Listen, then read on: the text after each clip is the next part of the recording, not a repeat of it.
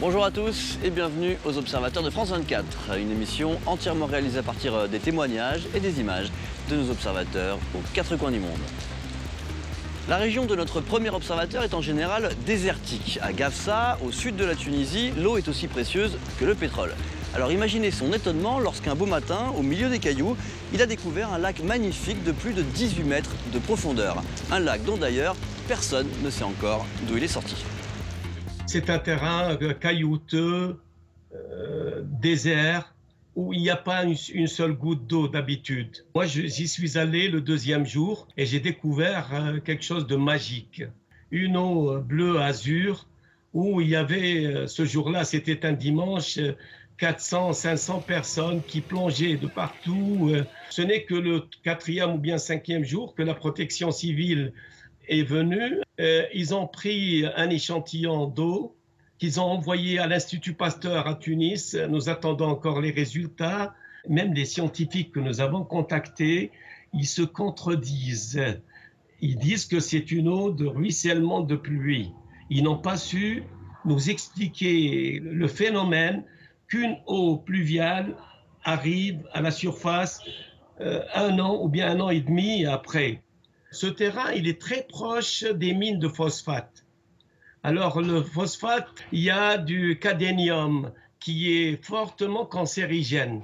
Mais les gens, vu qu'il n'y a pas assez de points d'eau pour se rafraîchir, alors ils continuent à leur risque et péril.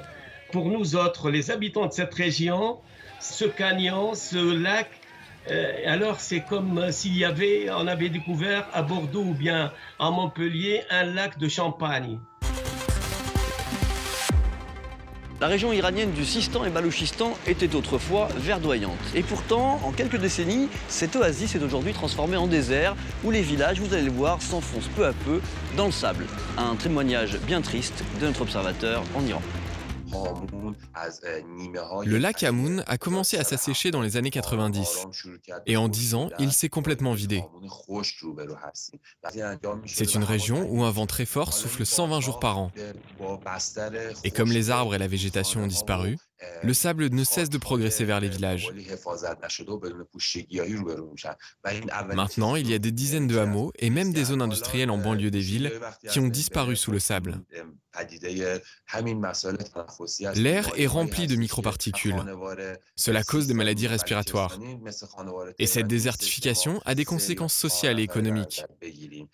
Des centaines de milliers de personnes ont perdu leur emploi. Les pêcheurs, les agriculteurs. Alors pour gagner de l'argent, beaucoup se sont lancés dans la contrebande entre l'Iran et l'Afghanistan.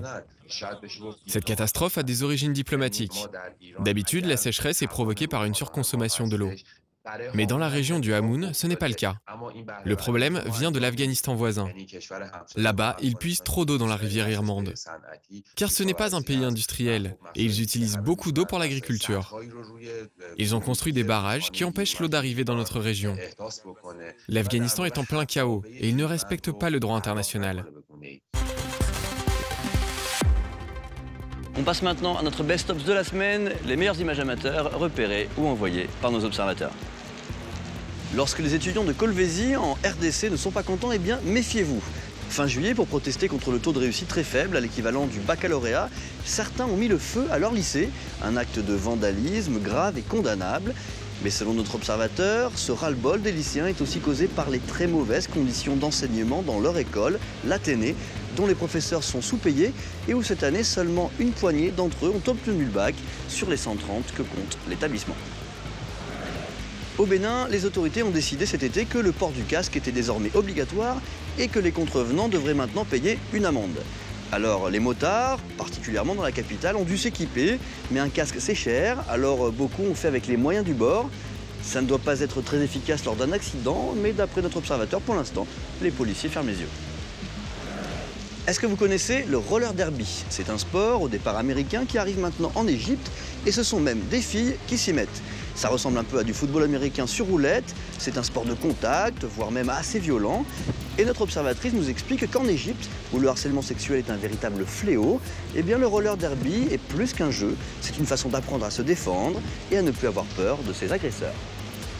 Et pour finir, je voulais vous parler d'un petit concours que nous organisons. Quelle est la mode chez vous? coiffure, accessoires, vêtements. Envoyez-nous vos photos et votre commentaire et les meilleurs d'entre eux passeront dans une de nos prochaines émissions.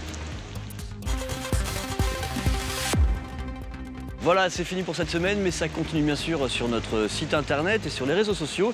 Et puis vous aussi, n'hésitez pas à contacter nos journalistes pour leur raconter votre histoire et devenir des observateurs de France 24.